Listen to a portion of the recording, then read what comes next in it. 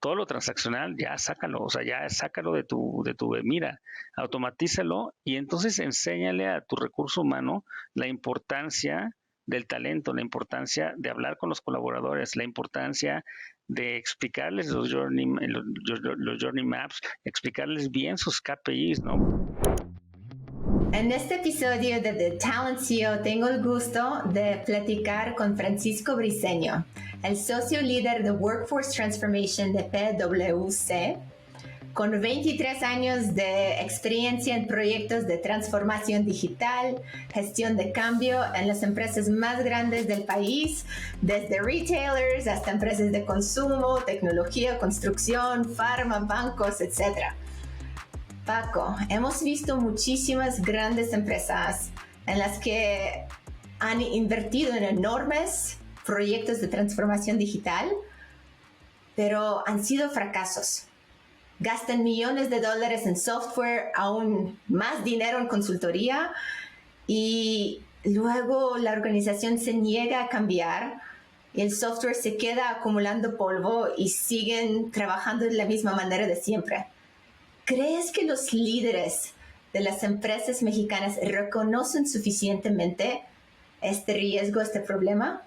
Hola, Vera, pues muchísimo gusto de que me invitaras a tu programa. Empezamos con una pregunta duro y a la cabeza en los temas de adopción. Efectivamente, seguimos teniendo hemos platicado, ¿no? En muchas ocasiones del cambio, ¿no? Y desde los años 2000, 99, cuando empezaron los grandes RPs, que el cambio pues, es constante, ¿no? Ahora el cambio es constante y más rápido. Y hay cada vez más herramientas tecnológicas exponenciales que van años adelante que nosotros como organizaciones. Eh, es un reto el liderazgo, sigue siendo un reto, que los líderes entiendan las nuevas herramientas, lo que pueden hacer y que hagan un liderazgo con ejemplo de que se está utilizando, que se debe de utilizar esta herramienta, ¿no? Efectivamente, tenemos muchas vertientes, ¿no? Tenemos las 4 generaciones trabajando aquí en México, con baby boomers, con X, con cristal, con millennials, con todos. Todos tienen pues idiosincrasias diferentes. Sin embargo, lo que sí nos une son el propósito, ¿no? Pero ese propósito se tiene que proyectar desde los shareholders and stakeholders para motivar a los equipos, para motivar a las empresas, para motivar a la gente, a los colaboradores. Y lo que estamos viendo es, hay muchas tecnologías nuevas que se unen a estas grandes RPs, a estos grandes softwares comerciales, pero que no se utilizan, o sea, que no se utilizan y que seguimos utilizando las prácticas antiguas, porque es donde nos sentimos bien, o nos sentimos que podemos hacer nuestro trabajo, sin que nos expliquen a los colaboradores que si utilizamos este software, entonces vamos a ser más productivos y entonces va a ganar más la empresa y entonces va a haber más ingresos y entonces deberíamos de estar mejor todos, ¿no? Que eso es al final la tendencia, ¿no? Todo el tema de la economía circular aplicado en la adopción, aplicado en el mindset, ¿no? ¿Cómo cambiamos el mindset? Y lo hemos visto hace un par de años, estuve haciendo un proyecto interno con más de 1000 consultores para hacer este cambio de tech savvy, ¿no? O sea, que los consultores supieran BI, que los consultores supieran Analytics, que los consultores supieran blockchain, que los consultores supieran metaverso, para poder tener mejores conversaciones con nuestros clientes. Y nos dimos cuenta que no importaba ese proyecto, sino que lo que teníamos que hacer era capacitar fuertemente a los líderes de la compañía, que ellos eran los que iban a llevar ese cambio. Y si ellos llevaban ese cambio y no se quedaban con la clásica implementación del 2024, 2002 o 2004, eso iba a generar más valor hacia nuestros clientes, ¿no? Y más bienestar hacia los colaboradores. Entonces yo te diría pilares que tenemos que atacar en una transformación, lecciones aprendidas que hemos visto en los últimos 23 años que yo llevo trabajando con más de, no sé, 50 proyectos locales y globales, es la data, ¿no? Ha habido un avance muy importante de data en el back office, en la parte comercial, en las CKUs, en los almacenes, etcétera, pero sigue habiendo una falta de data de talento en las organizaciones. ¿Quiénes somos? ¿Cuántos somos? ¿De qué comunidad somos? ¿En dónde vivimos? Y eso es una responsabilidad o corresponsabilidad de los equipos y de las personas, porque con esa información podemos tomar mejores decisiones. Oye, ¿por qué no que eliminamos 2 edificios y ponemos 4 estaciones regionales para que la gente no se tenga que desplazar 1 hora y media o 2 horas de trabajo, ¿no? Entonces, no tenemos esa data tan clara en la parte del personal, del employee experience, y por lo tanto tampoco podemos tener estrategias para automatizar mejores los procesos en reclutamiento, ¿no? Oye, ¿cuál es la data? ¿Qué es lo que tiene que hacer? ¿Cuál es el valor del trabajo? ¿Cuál es el valor de este nuevo proceso que se está automatizando con blockchain o con Bitcoin o con metaverso, ¿no? Para poder hacer esta habilitación. Mencionaste varios ingredientes para evitar esos fracasos, para evitar este shelfware que no se utiliza o proyectos que se quedan abandonados. Me gustó que el primero que tú mencionaste fue el propósito. ¿Por qué estamos transformando? Porque al final del día tiene que estar alineado con el propósito de la empresa, porque, bueno, transformar por ser más eficiente y ganar más ingresos, ok, bueno, es lógico, pero ¿cuál es el porqué detrás?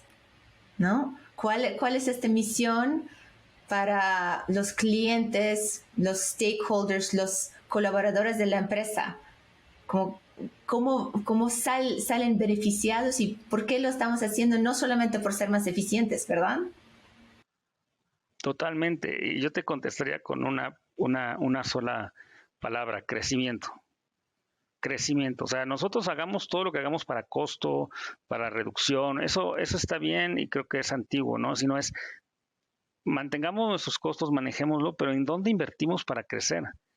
¿No? ¿Para dónde crecemos nosotros como empresa y como sociedad y como laborador y como proveedor, ¿no? Por eso te hablaba de la economía de sustentabilidad o el ESG, ¿no? Que es un gran reto porque es totalmente una solución holística, ¿no? Y todos tenemos que participar. ¿Para qué? Para crecer. Recordemos que estamos en la época con mayor riqueza de toda la historia del mundo. Entonces, ¿cómo es posible, no? O sea, ¿cómo es posible que pueda haber tantas diferencias? Pues es posible porque si nos enfocamos solamente al costo y a la reducción y hasta los temas de upskilling o reskilling, perdemos toda esta visión de, bueno, ya tenemos 100 pesitos. Bueno, esos 100 pesitos, ¿en dónde lo invertimos? Para crear 300, ¿no? Y creo que eso es la tendencia, es lo que estoy viendo en las compañías que damos asesorías en México y en el extranjero. El costo se da por hecho, o sea, eso hay que mejorarlo, ¿no? Va a ser más eficientes. Pero ¿hacia dónde vamos? Hacia el crecimiento. Y creo que todas las generaciones comparten ese propósito. Crecer para mejorar todos. Me encanta esto. Y luego el segundo pilar que tú mencionaste son los datos. Tenemos muchísimos proyectos en todas las empresas para conocer a nuestros clientes, porque al final del día pues es nuestro negocio, es nuestras ventas. Entonces, invertimos tecnología, AI, encuestas, lo que sea, para conocer súper bien quién es nuestro cliente. Pero no hacemos lo mismo para conocer quién es nuestro colaborador. ¿Por qué? Es totalmente cierto. Cuando a alguien se le ocurrió, oye, ¿por qué no hacemos employee client experience, ahora employee experience? ¿Por qué no hacemos lo mismo? Es la misma metodología hacia nosotros, ¿no? Internamente. Entonces se empiezan a hacer todos los temas de los journey maps, del empleado, de cómo va a ir creciendo, que no tiene que ver con el tema del ciclo de desempeño. O sea, el ciclo de desempeño es un elemento más, pero estos journey donde tú, de acuerdo a tu puesto, vas a poder hacer estas actividades, vas a recibir estas capacitaciones, donde tú puedes entrar y puedes tener tu menú y tú puedes desarrollarlo y puedes inclusive prepararte para el siguiente nivel, ¿no? ¿Por qué no lo hacemos? Yo creo que es un tema de orden, o sea, un tema de orden de estrategia. La estrategia vista como un todo, ¿no? Y te pongo el ejemplo del metaverso.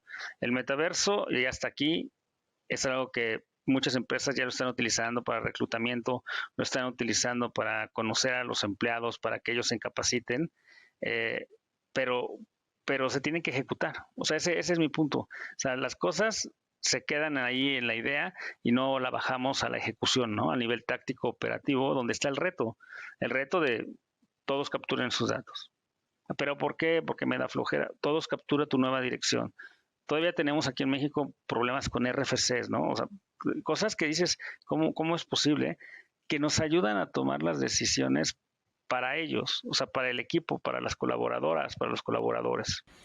Bueno, y hablando de esta resistencia de capturar los datos, hemos visto que hay una especial, digamos, problemática o resistencia al cambio con data-driven proyectos en el área de talento o la adopción de CRMs por los vendedores.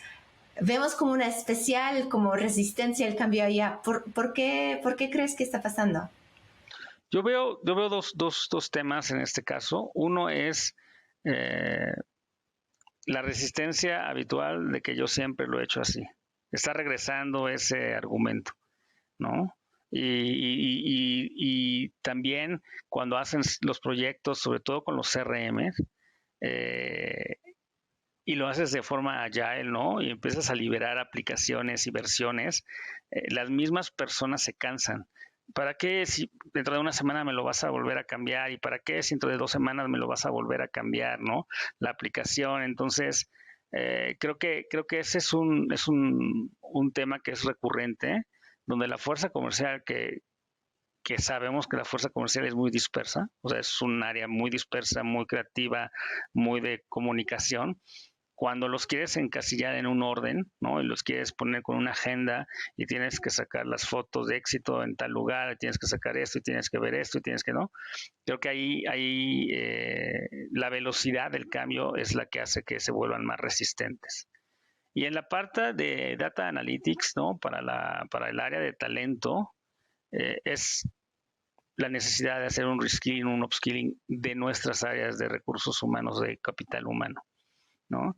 Porque anteriormente estas áreas pues estaban consideradas como págame la nómina, haz todo el tema de jubilación, el retiro de las personas o el ingreso, pero pues como les platico a las empresas en las que les doy asesoría, todo lo transaccional ya sácalo, o sea, ya sácalo de tu mira, automatízalo y entonces enséñale a tu recurso humano la importancia del talento, la importancia de hablar con los colaboradores, la importancia de explicarles los journey maps, explicarles bien sus KPIs, ¿no? Vemos muchas empresas que tienen KPIs y nada más los tienen porque así dice. Inclusive ya se van al tema de OKR y empiezan a hacer mil cosas, pero si no los estás midiendo realmente o aplicando realmente, es muy complicado que sean exitosos, porque si no, como te digo, pues al final te voy a medir solamente por el número de facturas que hagas al mes.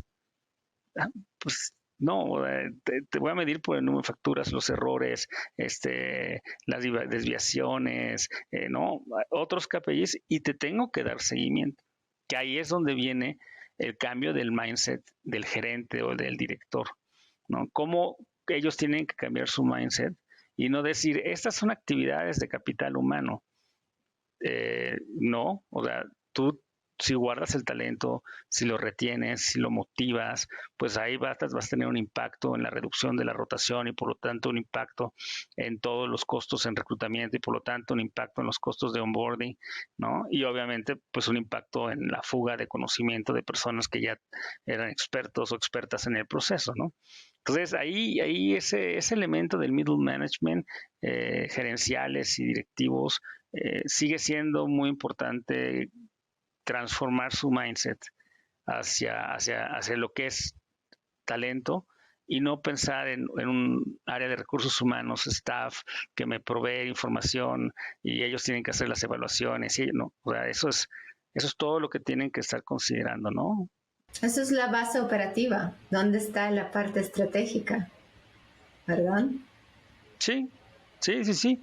Y la parte estratégica, afortunadamente, yo creo que con la parte digital, desde hace unos 4 o 5 años antes de la pandemia, ya empezaban a voltear a ver al área de capital humano, de RH, y les decían, oye, necesitamos pues nuevas capacitaciones y tenemos estas nuevas herramientas que no conocemos cómo funcionan y tenemos esto que la gente tiene poca tolerancia al cambio y tenemos todas estas variables, ayúdanos, ¿no? Y capital humano, ¿qué contestaba en ese entonces? Pues me encantaría ayudarte, déjame sacar el reporte y me tardó un mes en sacarlo. ¿Cómo que un mes? Pues sí, porque tú, back office, hace 20 años invertiste en herramientas para sacar reportes rápidos y nosotros no hemos invertido en herramientas para poder sacar y todavía es muy artesanal, ¿no?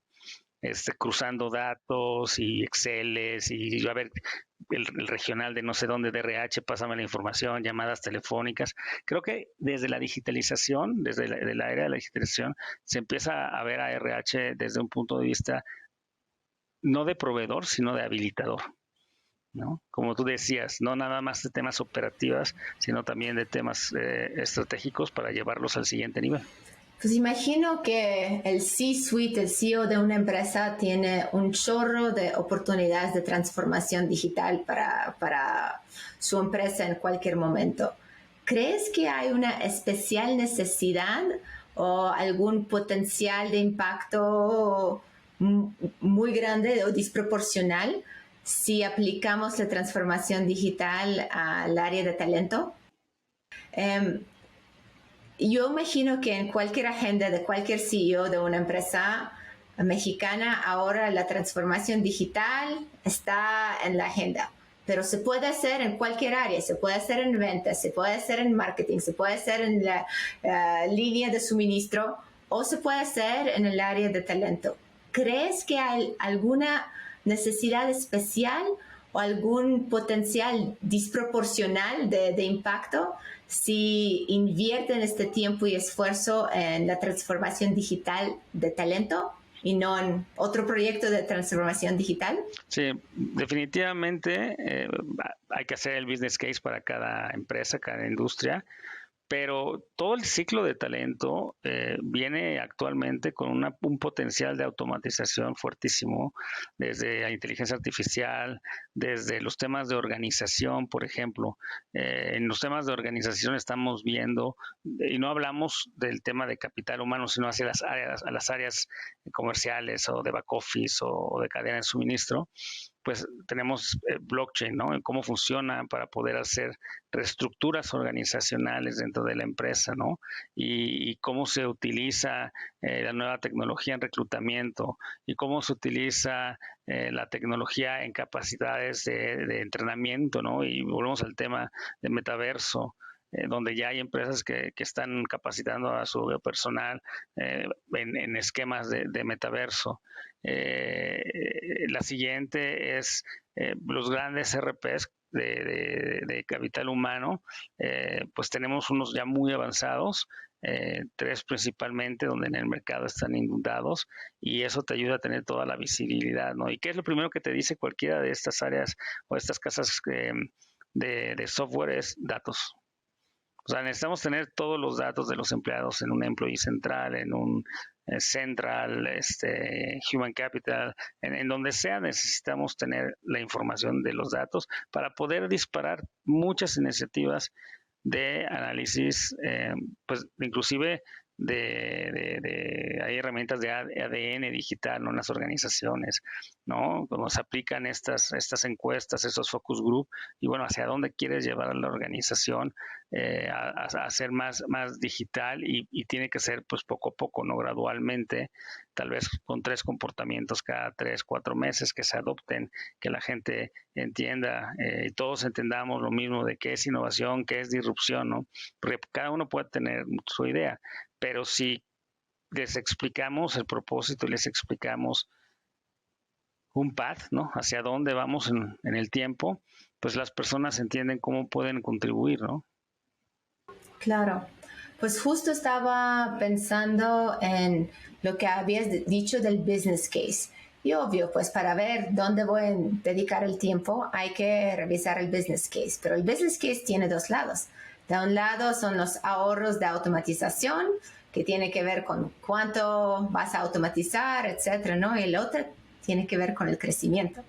Entonces, a lo mejor la automatización en el área de talento no es la oportunidad más grande del mundo porque pues no hay tantas personas trabajando allá. Sin embargo, es el área que es responsable de seleccionar, desarrollar y retener todas las personas en la empresa que pues hacen correr en la empresa, ¿verdad? Entonces, como este impacto de crecimiento, yo creo que podría ser desproporcional a algún otro proyecto dedicado a algún área en específico, por ejemplo. Sí, y te doy un ejemplo de mi experiencia, todo el tema de coaching o todo el tema de desempeño que puede ser anual, semestral, inclusive ya las tendencias vienen que sea snapshots mensuales o por proyecto y mucho retroalimentación hacia el colaborador, ¿no? Eso es un esfuerzo titánico, ¿no? Un esfuerzo titánico que sale para el crecimiento. O sea, esa es una estrategia hacia el crecimiento. Y eso lo tienen que, volvemos al punto, los gerentes y directores tener muy claros. Y seguro va a haber personas que no les guste, o les dé miedo, les dé flojera. Hablando de directores, ¿no? Y de gerentes. Y hay otros que tal vez sí, pero hay que hacerlo de la mejor forma, ¿no? Cuando das una retro, a mí me decían, no me regañes, oriéntame, ¿no? O sea, ese no es el punto. El punto es cómo ayudas a que yo sea mejor, ¿no? Y mi filosofía con mis clientes es, yo quiero que tú seas exitoso, porque si tú eres exitoso en lo que estamos haciendo, yo voy a ser exitoso. Es algo tan sencillo, pero que a veces se nos olvida, ¿no? Entonces, es lo mismo en la transformación de talento. Ahorita viene una ola muy grande, no sé si tú estás de acuerdo, en la parte de upskilling y reskilling, ¿no? En el business case, oye, vamos a poder hacer un reskilling. Sí, salen los números, perfecto. Tú sabes que no salen los números, hay que hacer un upskilling, ¿no? Y traer el talento que tenga este nuevo perfil para cubrir las labores, ¿no? ¿Podrías orientarnos en los proyectos exitosos de upskilling y reskilling? Y del otro lado, proyectos no exitosos, fracasos de upskilling y reskilling, ¿y qué has aprendido? Sí, regreso al punto de liderazgo. O sea, tienen que tomar la decisión y tienen que ser consistentes con la decisión que se tomó, ¿no? Porque lo que pasa muchas veces es, están en el proceso, ven que es muy doloroso y entonces lo paran. Entonces dejas a las personas que salieron con un sabor de boca, con las que se quedaron con otro sabor de boca, con las que son nuevas, pues con otro, ¿no? Entonces empiezas a hacer una cultura que no va a estar trabajando al inicio pues lo más eficiente, ¿no? Entonces ese es el tema, el liderazgo hacia la toma de decisión. Tiene que haber los tiempos correctos, a lo que me refiero es cuándo vas a tomar las decisiones, cuándo te va a pegar menos el tema de la operación, a quiénes vas a estar trayendo a la organización. Y lo decía hace un poco el tema de, a veces tenemos talento interno, pero que no conocemos, porque no sabemos. Y fíjate, no sé, Francisco tomó un curso en macroeconomía y hay una vacante para gerencia de mercados, medios, economía, y voy y salgo a la calle y traigo una persona sin saber que yo tenía a Francisco en la organización con estas capacidades, ¿no? Porque no están mapeadas, otra vez el tema de los datos. Y en el tema de reskilling, pues es encontrar la mejor forma, de acuerdo a los canales de capacitación de las empresas, para poder hacer mejores pues, reentrenamientos, buscar, no sé, hace 10 años, 15 años eran los grandes manuales. Ahorita ya hay los TikToks, aquí están las mini cápsulas, los no learnings, muchas herramientas que se tienen para poder agilizar este reskilling de los colaboradores. Y ahora volviendo pues al siguiente pilar que estás mencionando casi en todas tus respuestas, de el pilar de liderazgo para lograr la transformación digital. ¿Qué crees que los CEOs no saben sobre la dificultad de un proyecto de transformación digital y como la necesidad o de hacer un buen proceso de gestión de cambio, y qué es lo que contribuye a que dejan los proyectos tirados en medio con la gente decepcionada de los que estaban intentando hacerlo y quedaron a medios? ¿Qué es lo que no saben los CEOs desde empezar que van a tener que hacer? Primero, yo recomiendo que cualquier miembro de la C-Suite se siga capacitando. O sea, que sigan aprendiendo y que sigan viendo en las universidades las tendencias y qué es lo que están teniendo en los casos, enfrentando las organizaciones. Ese es un tema. El segundo, los CEOs y los C-Suite para la transformación digital tienen que estar en la parte táctica. O sea, tienen que bajarse a la parte táctica dándole seguimiento, ¿no? Exigiendo, oigan, ¿cómo vamos? A veces pareciera algo tan fácil como consultor de, oye, pero tienen juntas semanales, ¿no? Y a veces tienen juntas semanales, pero no tocan el tema. No, a ver, ¿cuál es el tema? El tema es por qué no estamos aumentando nuestra venta si ya implementamos una herramienta de CRM. Oye, ¿por qué no estamos bajando los niveles de inventario si ya implementamos una herramienta de logística y de supply? Creo que es el seguimiento. El seguimiento es lo que de repente veo en las organizaciones, que el seguimiento y la decisión que se ven pausadas. Y efectivamente, de repente, también al no tener las empresas que son grandes o muy grandes, una oficina de proyectos o de programas, de repente tienes 70 o 60 proyectos con diferentes compañías de software, unas medianas, unas chiquitas, ¿no? Y hablo de software porque para todo ya estamos utilizando, ¿no? Las herramientas, pero que no están entrelazadas, ¿no? Y entonces inclusive en algunos lugares se traslapan iniciativas. Y entonces, pues ya llegó la iniciativa, pero esta área todavía no está lista porque no se le había comunicado, entonces se pausa. Y en eso que se pausa, pues la economía cambia en el mundo, las prioridades cambian en el mundo y se pone en pausa y se queda ahí, como tú comentabas, ¿no? Sin darle seguimiento. Entonces, es esta capacidad de la C-Suite de trabajar holísticamente. No soy de finanzas, no soy de logística, o sea, sí, tengo esta responsabilidad, pero tengo una estrategia holística donde todos nos comunicamos para que podamos hacer el mejor engranaje de nuestras estrategias.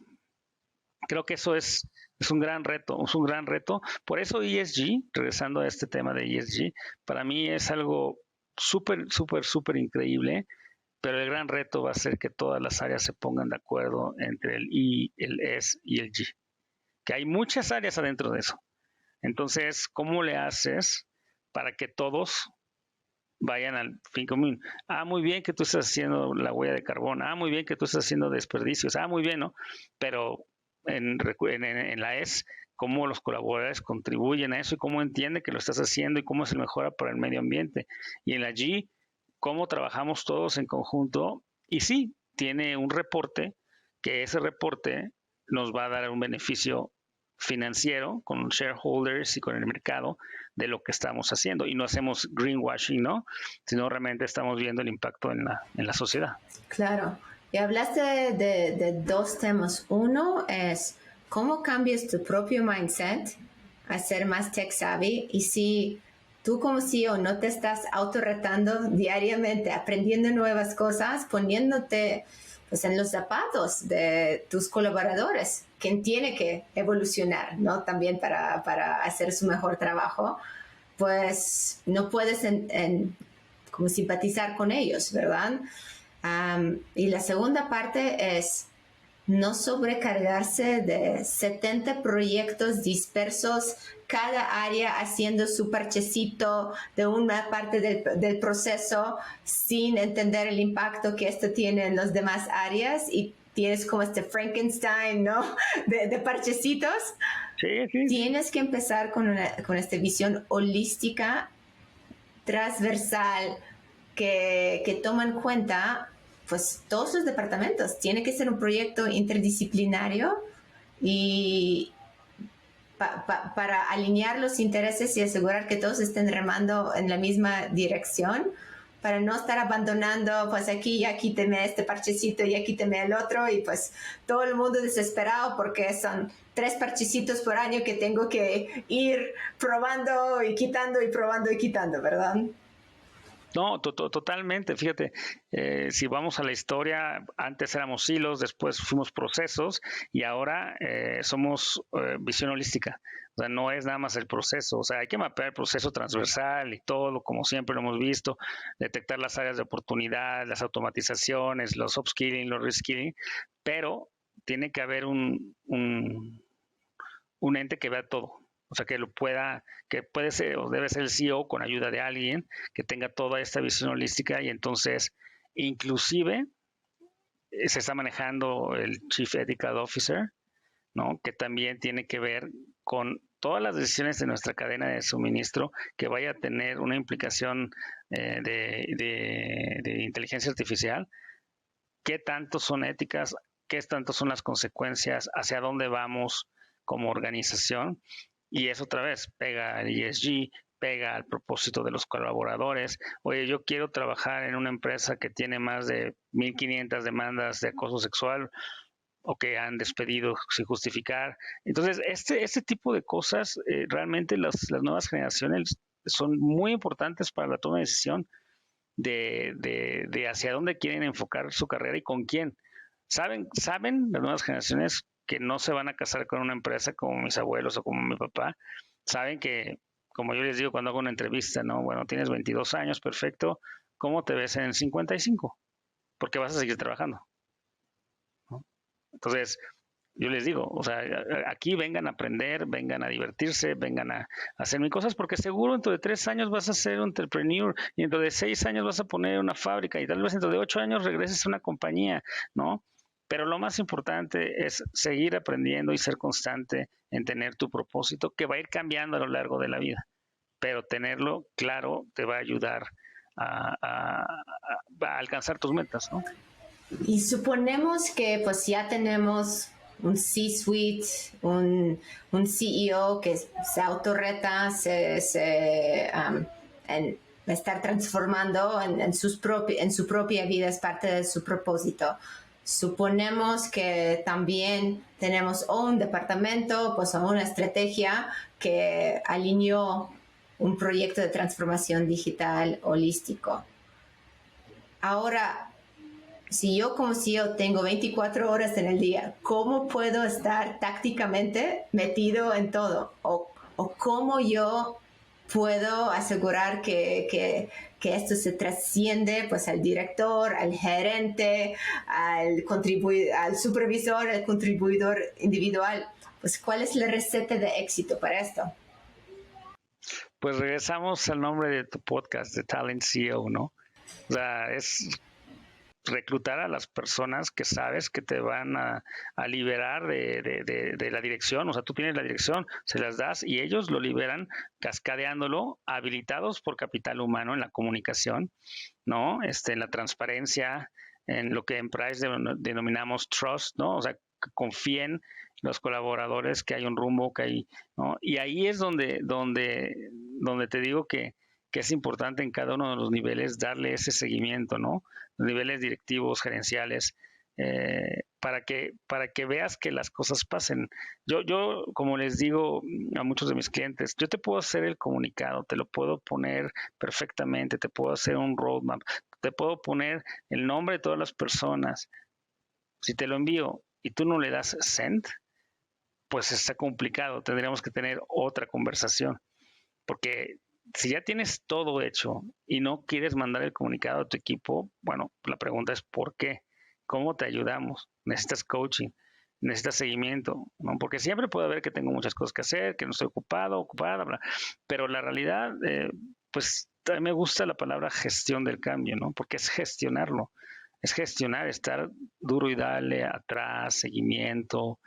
Y obviamente habrá personas que no les guste, ¿no? Y que se sientan que son invasivas las informaciones o que es demasiado. Bueno, entonces habrá que considerar los valores y si están alineados a la cultura de la organización. Bueno, y mencionas como este modelo de change management, donde primero empiezas con la parte de educación, el por qué, ¿no? ¿Cuál es el propósito? ¿Por qué lo estamos haciendo? Luego, pues, tener un plan donde, pues, hay una persona, un responsable, una fecha límite con todo, ¿no? Como picar send, ¿no? Imaginamos que todo se cascadea, ¿no? Del CEO, el director, del director, el gerente, del gerente, del supervisor, del supervisor al contribuidor individual.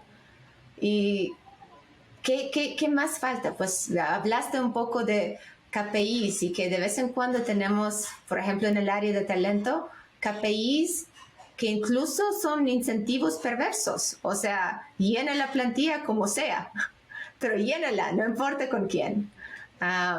Versus, pues, medir, por ejemplo, la calidad, la rotación, la retención, etcétera, ¿no? ¿Cómo la parte de un buen diseño de KPIs que vas a traquear semanalmente afecta al éxito del proyecto?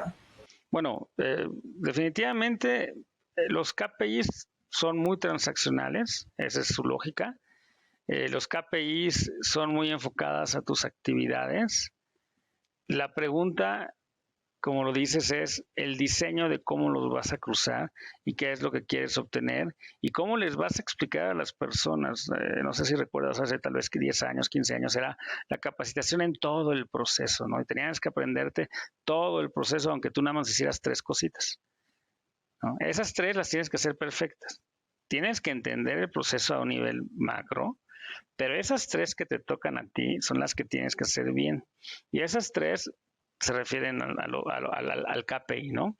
Ya las herramientas tecnológicas te dan seguimiento a tus KPIs, o sea, inclusive te mandan tu dashboard, ¿no? Tu dashboard de semana o mensuales y por ejemplo, a mí, cuántas cuentas por pagar tengo, por cobrar, cuántas propuestas abiertas, cuántas declinadas, cuántos proyectos, cuánto es mi número de equipos. O sea, eso ya está, o sea, es automático, ¿no? Hay que configurarlo, ese es el gran reto, ¿no? O sea, el gran reto es configurarlo para que sí realmente tenga el impacto y por lo tanto la adopción de las personas, para que vean que sí hay un valor que te estén dando un seguimiento, ¿no? Y que tú te motives, o sea, ese es el tema, no me están dando un seguimiento para regañarme o para culparme o para, no, sino para que tú te motives a ser mejor cada semana.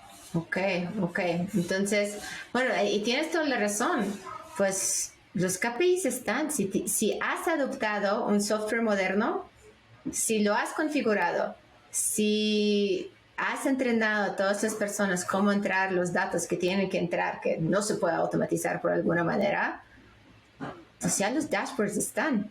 Pero fíjate, yo te puedo mostrar muchísimos libros de KPIs que tengo donde vienen listas y listas de KPIs, ¿no? De genéricos, pero después cuando llegamos a las organizaciones y se está implementando una herramienta, oye, ¿por qué no está el reporte X? ¿O por qué no está? Es que pues se nos olvidó, ¿no? O casi te dicen, es que era muy complicado ponernos de acuerdo en las reglas, que ese es uno de los temas bien importantes con los KPIs o los OKRs, cómo la gente se pone de acuerdo en las reglas.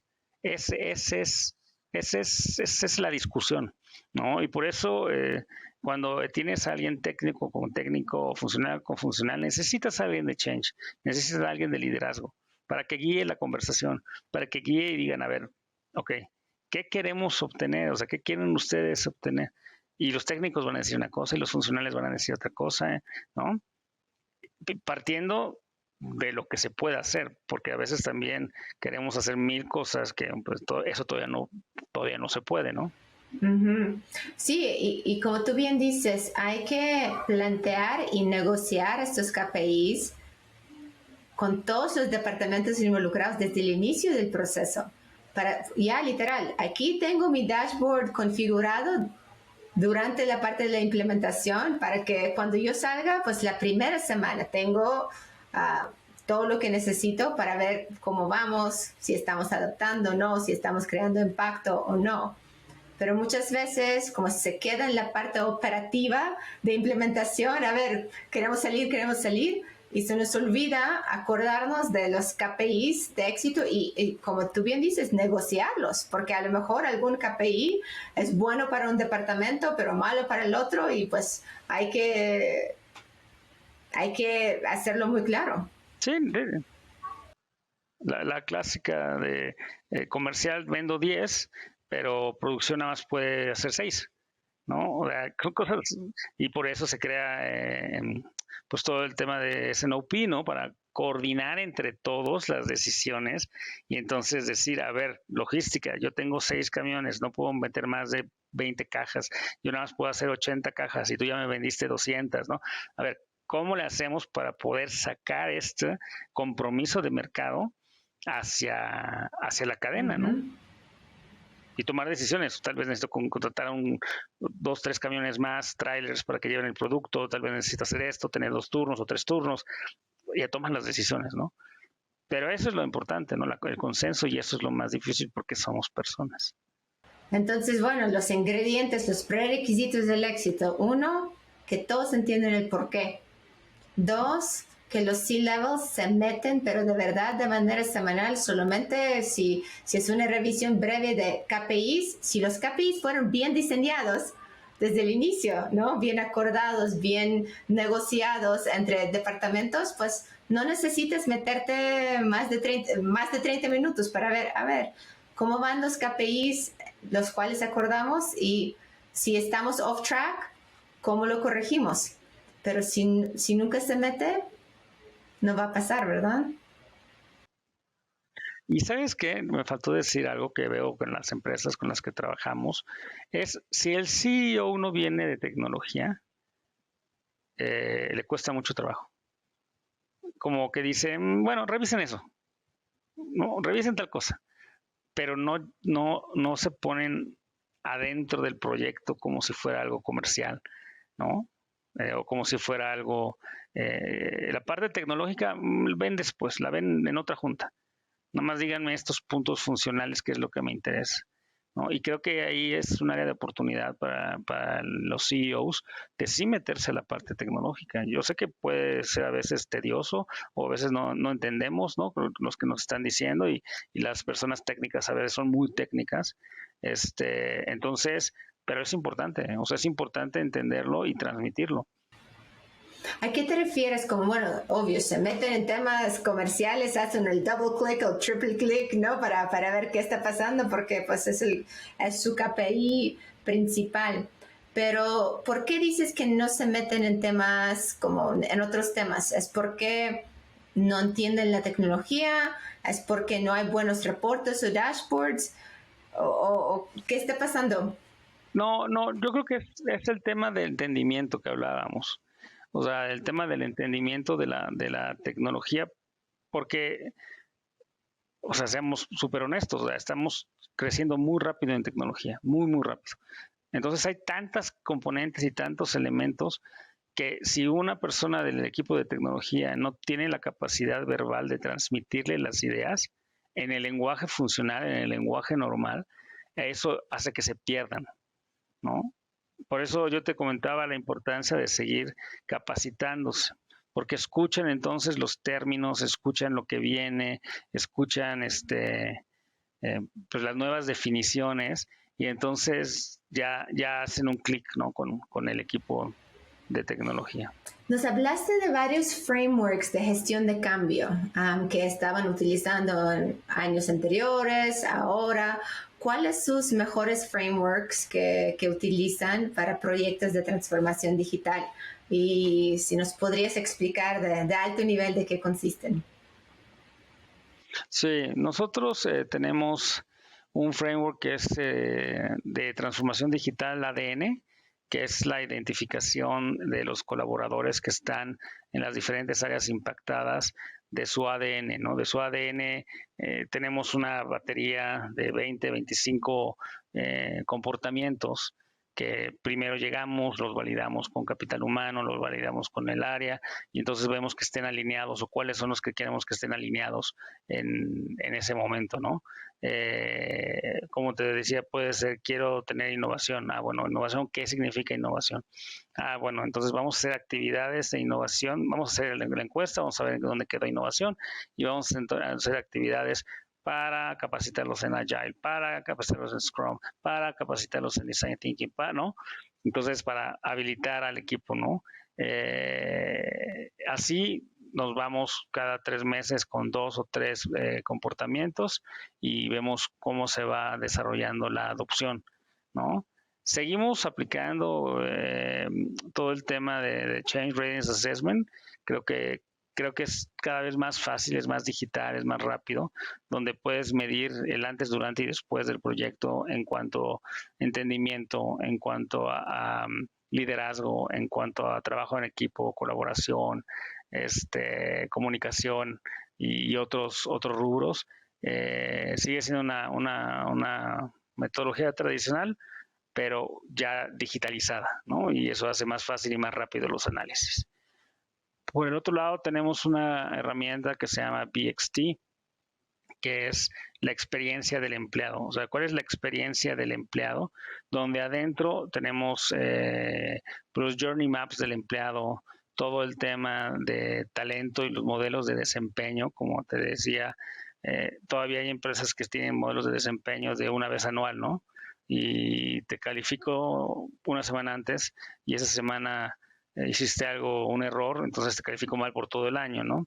Y tenemos ya otras empresas que son más estructuradas, que tienen mejores datos, que lo que hacen, pues sí tienen todo este tema de coaching y retroalimentación quincenal, mensual, o sea, hasta quincenal. Depende de la cultura de la organización, ¿no? Pero ahí se va teniendo la evidencia de lo que pasó, de cuándo hubo algo bueno, cuándo hubo un área de oportunidad y sobre todo también un tema muy fuerte de feedback.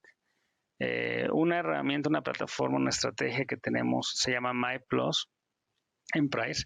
La estamos piloteando internamente y tiene que ver con todos los temas de well-being. Ahí tenemos 6 diferentes módulos. Uno es Team Pooling, donde todos los equipos reciben encuestas programadas, un mix de reactivos y después los reactivos se comparan para ver cómo está el liderazgo, ¿no? Cómo está el liderazgo, cómo se sienten en la carrera, cómo se sienten en la capacitación, cómo se sienten en los onboarding, cómo se sienten en ellos como personas desarrollándose en las comunidades que pertenecen. El otro es el feedback. Ese es un área específicamente para dar feedback a tus peers y a tu jefe. Ese es un gran reto por la cultura. Después hay empresas muy jerárquicas donde los jefes no quieren que sean dado retroalimentación. Esto no tiene nada que ver con desempeño. Eso además tiene que ver con mejorar como personas, ¿no? Tienes otro que es el tema le llamamos astro, pero es toda la planeación de tus vacaciones, la planeación de cuándo vas a la oficina, reservación de salas. Entonces es muy ordenado porque eso te ayuda a que la gente cuando está de vacaciones pues tenga su reemplazo o cubras o veas o negocies con los clientes. Tienes una herramienta de well-being, de bienestar, que es una herramienta donde viene todas las cosas que tenemos en nuestro reloj, que tenemos en los marcadores de pasos de toma de agua, de sueño, y se hace internamente, das de alta a los grupos que tú quieres participar, y entonces hay competencias internas, y entonces estás como un gamification de bienestar, ¿no? ¿Quién caminó, quién no caminó, todo? Y después tenemos My Learning, que es una herramienta pues para la planeación, como te digo, de tu nivel de capacitación y del siguiente nivel, pensando en que quieres crecer, ¿no? Muy bien.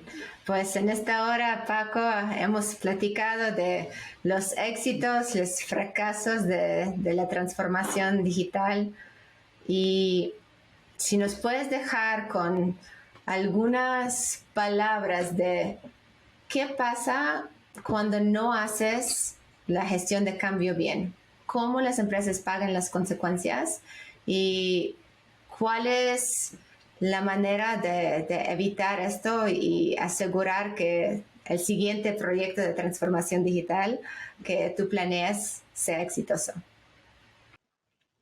Bueno, los datos están ahí, regresamos, el 70% de las empresas de proyectos de transformación que no hacen gestión del cambio fracasan en tiempo o en calidad en adopción, ¿no? O sea, en cualquiera de estas tres vertientes. Entonces, los datos están ahí. ¿Qué es lo que yo recomiendo? Y es súper, súper atrevido. Ayer me pasó en el kickoff con una de mis clientes. Iba con mi equipo de funcional, mi equipo de controlaría, mi equipo, ¿no?, de price. ¿En dónde crees que quedó la presentación del slide de Change Management? Al final. Eso es lo primero que tenemos que evitar. O sea, eso es lo primero que tenemos que evitar. Tiene que ser el slide número 1. Claro, y el CFO de la organización, bueno, lo cambiamos, ¿no? O sea, lo cambiamos, ahí hay una discusión interna, pero otra vez es ponernos de acuerdo. ¿Pero por qué? Pues porque lo que buscamos es un cambio de operar en un nuevo sistema. Entonces el CFO fue lo primero que dijo, qué bueno que estamos poniendo Change Management al inicio y nos tenemos que comprometer todos los que estamos aquí, los directores, para que esto funcione. Todo lo demás, pues nos pondremos de acuerdo de las reglas de negocio, de la configuración, de las pruebas, ¿no? Pero el mensaje, la comunicación y el propósito otra vez es lo que nos trae aquí, ¿no? Súper, qué buen resumen. Eso es. El primer slide, sí, Change Management. El resto sigue. Así es. Pues Paco, ¿dónde podemos encontrar más información de ti? Si estamos buscando un socio para apoyarnos en este camino de transformación digital, ¿dónde podemos encontrar más información? Estoy en la página de PwC, también obviamente en las plataformas como LinkedIn, y regularmente en Google pueden encontrar artículos míos en El Financiero, en Forbes, en El Economista, en Milenio Noticias, en Bloomberg, donde comparto estas experiencias, ¿no? Al final yo creo que nosotros como expertos en Change somos storytelling. O sea, nosotros tenemos que buscar cómo contamos las historias de nuestras experiencias, en dónde nos caímos, por qué nos caímos, qué te puede pasar, que si no ves esto, este es un problema que podría suceder, y cómo nos anticipamos a contarle a los clientes qué es lo que pueden vivir, sufrir o disfrutar. Muy bien. Pues muchísimas gracias, Francisco. No, a ti, Vera, muchísimas gracias. Saludos a todos. ¿Tienes alguna experiencia relacionada con este episodio que quieras compartir? ¿Quieres que hagamos alguna pregunta concreta en próximos episodios? Deja tus comentarios abajo. Gracias por tus ideas.